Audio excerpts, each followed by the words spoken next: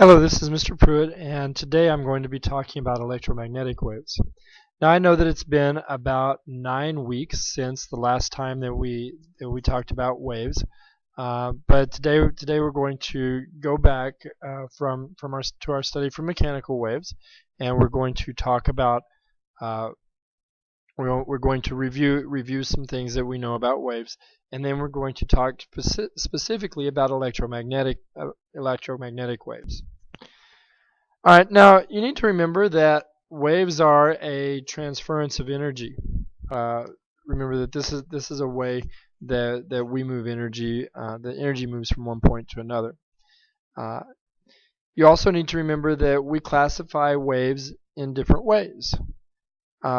We talk about them as being mechanical waves or as needing a medium. We talk about them as being compression waves, that they propagate parallel to the direction of the energy transference. We talk about transverse waves. We talk about electromagnetic waves. We have all kinds of different ways of classifying waves. You also need to remember that all waves have a wavelength, which is given the variable lambda, and a frequency, which that is usually measured in hertz, or in number of oscillations per second. Now, if you look at the picture over here, you can see different ways that we find the wavelength. Wavelength can be measured from midpoint on one wave to the same midpoint on the next.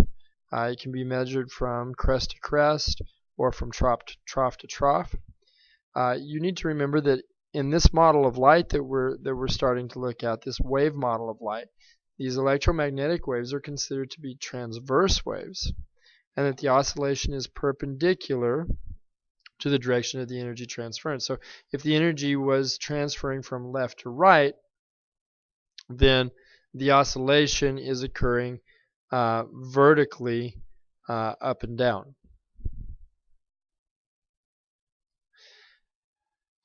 Now, as we're reviewing, we need to try to remember a couple of things. The first one is frequency, and remember that frequency is the number of waves that pass a point in any given amount of time.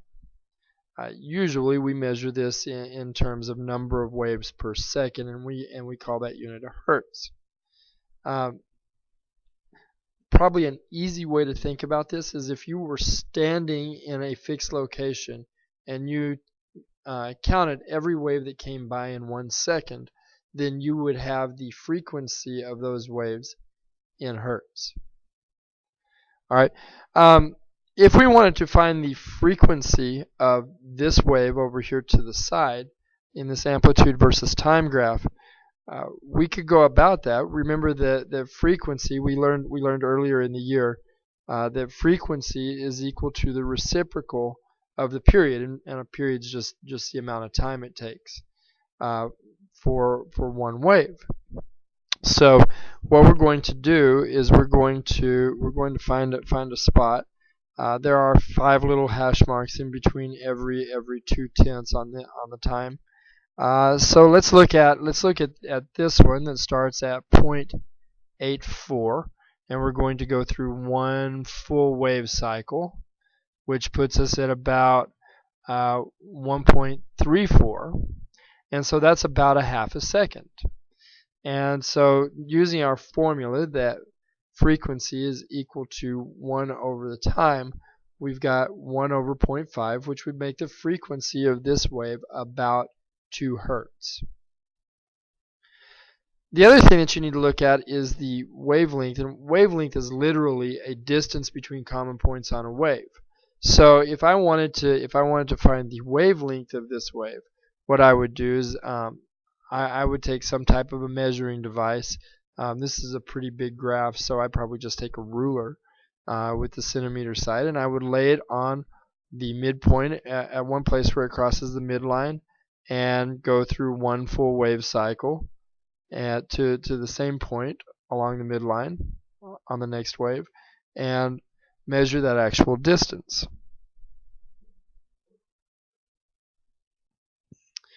All right, so what is an electromagnetic wave? What is an EM wave?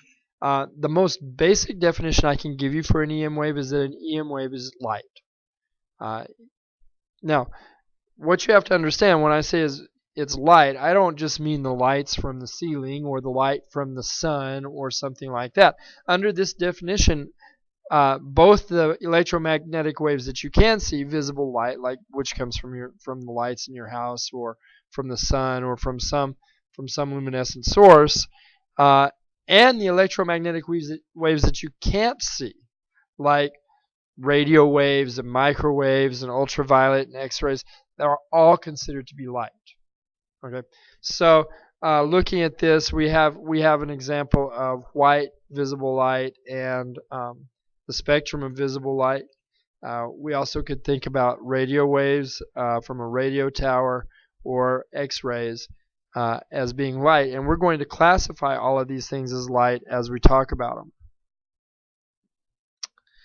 So how does light propagate? Well, remember that in the wave model, light propagates as a transverse wave, and the oscillations are perpendicular to the direction of the energy transference.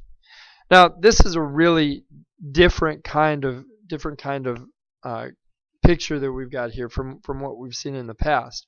And one of the things you need to think about is when you think about a light wave or an EM wave, you need to be thinking about it in 3 dimensions. Okay. Generally, when we talk about waves in the past, we've only talked about them in 2. We've talked about the direction of the propagation, or the direction that the medium moves, and then the direction of the energy transference.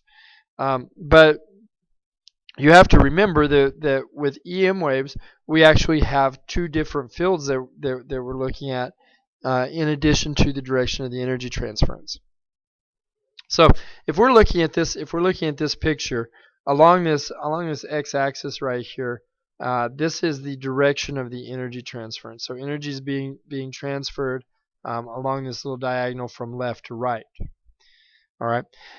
As that energy is being transferred, it causes a disturbance or an oscillation that creates some fields. The first one would be the electric field, or the E field, which we would find here in the red along the y-axis, moving up and down, and this is vertically perpendicular to the direction of the energy transference. And then we also have here along this z-axis, we have a magnetic field in blue that is also propagating perpendicular to the direction of the energy transference. And these two fields, this red electric field and this blue magnetic field, are at 90 degree angles to each other, or they are perpendicular to each other. So the 2 fields, the E field and the B field, are both perpendicular to each other, and both of those are perpendicular to the direction of the motion, or the energy transference. So when we talk about light traveling, or moving or transferring, there always comes this question of, does light or do EM waves need a medium? And that answer is resoundingly no.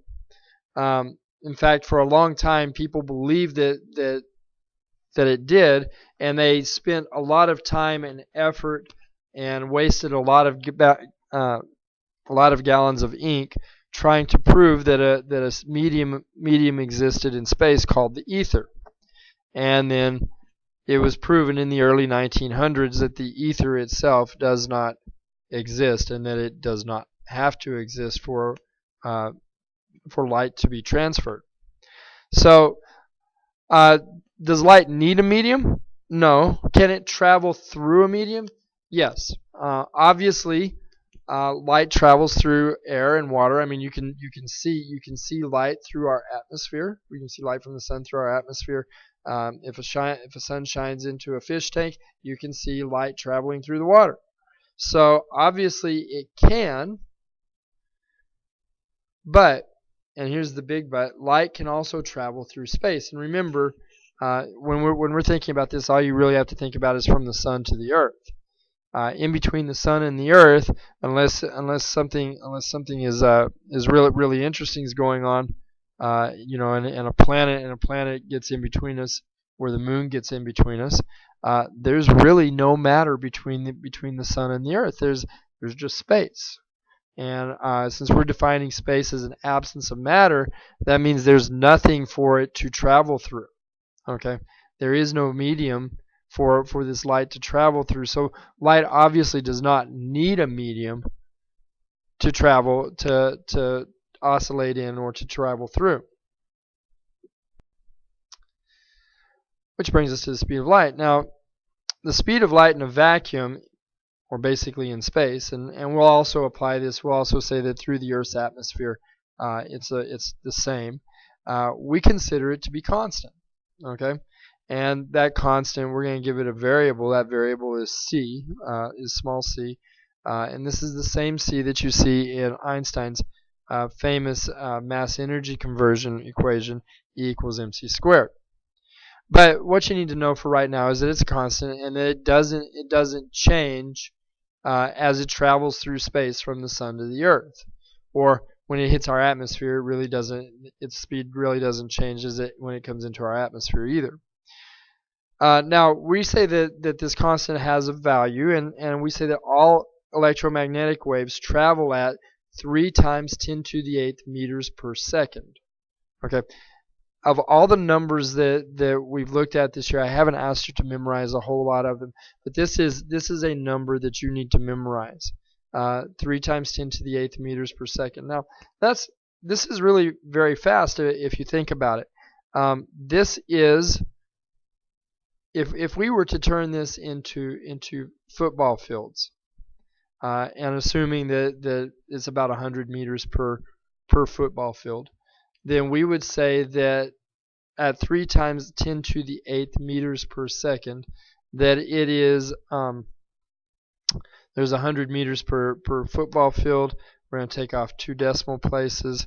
It's going to give us 3 times 10 to the 6th football fields, or right at 3